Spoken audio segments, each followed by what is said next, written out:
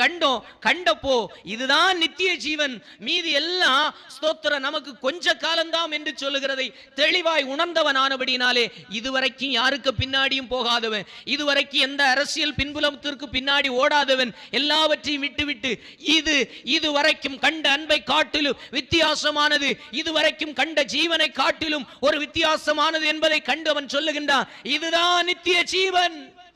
அல்லேலூயா. இந்த நித்திய ஜீவனை குறித்து இவனால சும்மா இருக்க முடியல. அதனால அவன் சொல்லுகின்றான், இதை கண்டதுனால அதை குறித்து நாங்கள் சாட்சி கொடுத்து கொண்டிருக்கிறோம். அல்லேலூயா, அல்லேலூயா.